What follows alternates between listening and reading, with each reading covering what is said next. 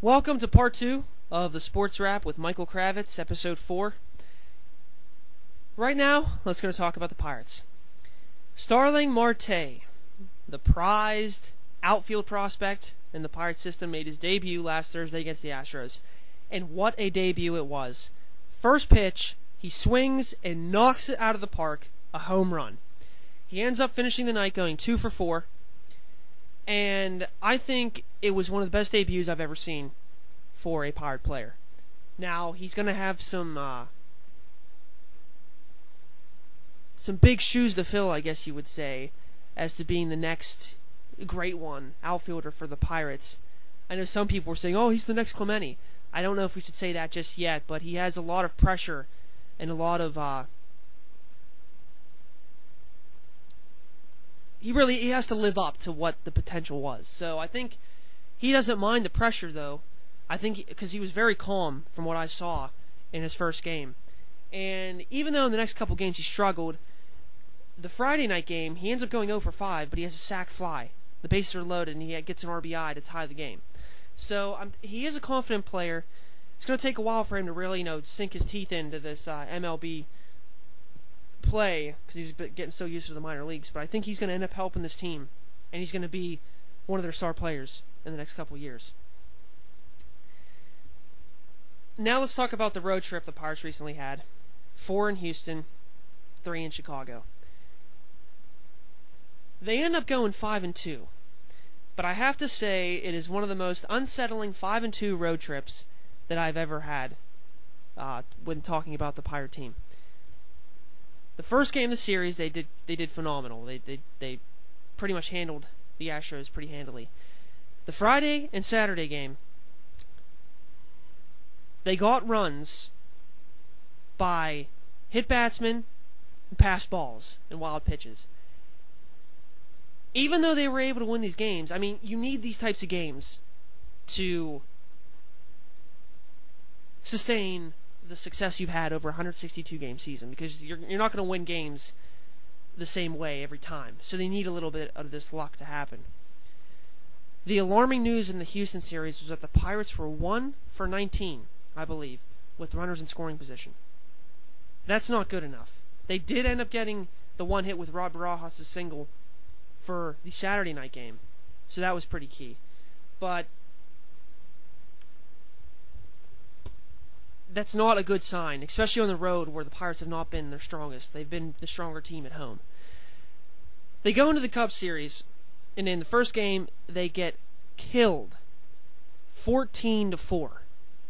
It was a bad outing for Eric Bedard, one of the worst games I've seen this year the Pirates play.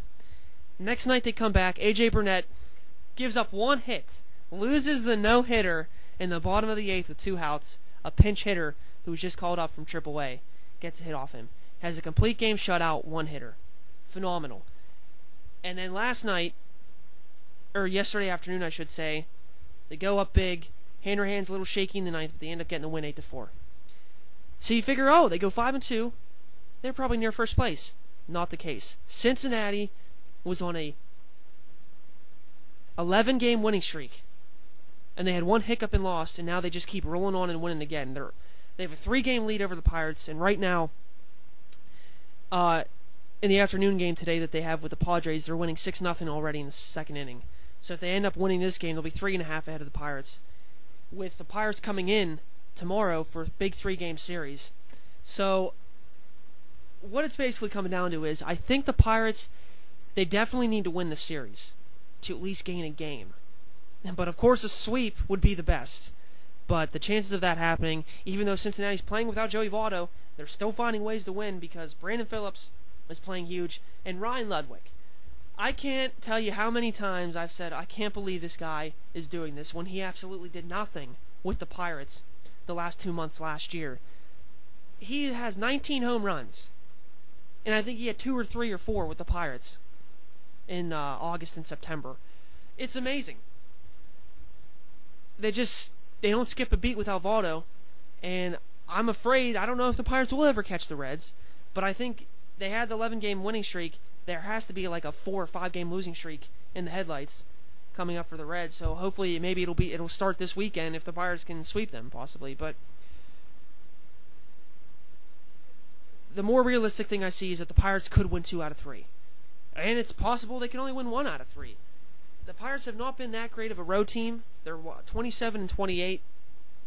And like I said before, they need to get that road record. They at least need to be a couple games over 500 if they keep playing the way like they are at home to be in the playoffs. And now I want to get into A.J. Burnett.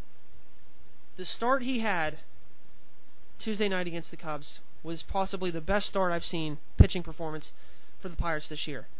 What he has done with this team is incredible. He has mentored James McDonald, all the other younger guys on the pitching staff, and he's come in and just been himself. He was pressured, and he was angry in New York. Fans were not satisfied with his performances, and he came to Pittsburgh. In the National League, he had success with the Marlins. He's having success with the Pirates. And having Rob Barajas catch him as well has been just phenomenal. If you had to point to a couple people that have been the reason why this team is where they're at, of course you have to go with Clint Hurdle and Neil Huntington. But player-wise, I think A.J. Burnett and Andrew McCutchen. McCutchen has been the leader on offense. He's taken the team under his wing on offense. And A.J. Burnett has taken the pitching staff under his wing and provided leadership and been dominant as well. And if he keeps pitching the way he is, I think he could be a Cy Young candidate.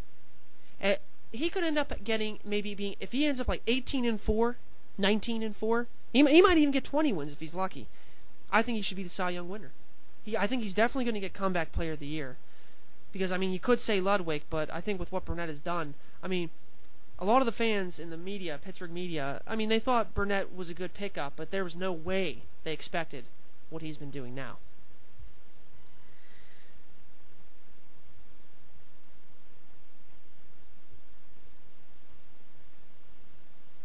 So the question becomes, how will the Pirates fare after this 3-game series against the Cincinnati Reds and a huge 11-game homestand with 4 with the Diamondbacks, 3 with the Padres, and 4 with the Dodgers? If they can at least go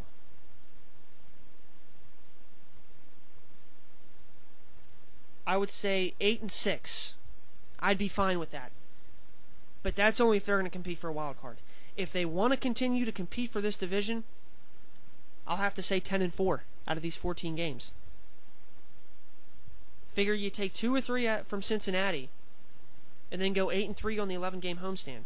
It's a possibility because the team has been that good at home. But we're going to see.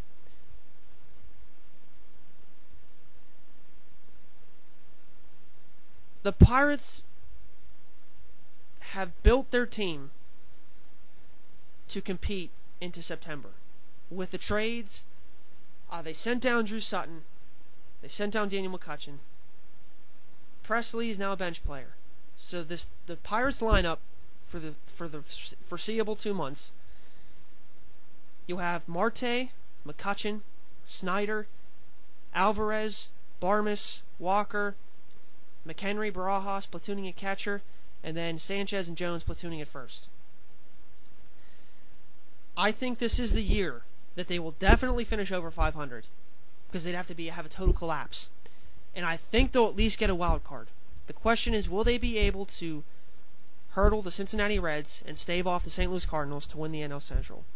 And deep down, I want to say yes. But right now, I don't know because Cincinnati, they just can't lose, even without Votto. So this 3-game series, this huge 3-game series in Cincinnati is going to tell a lot. So, for next week's show, I'll be talking more about the Pirates.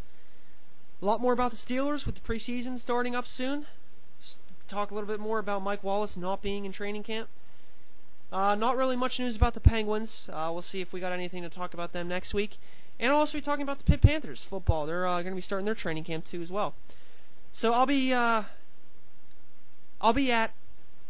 2 Pirate games next week before the show on Thursday, and I'll be going to a lot more. So I'll tell you what I'll see there, what I'll observe when I'm at the stadium, PNC Park, and we'll see what this team is. Maybe they'll be in first place by next week. Who knows? But that's it for today's episode. So signing off, I'm Michael Kravetz, and you just listened to the Sports Wrap.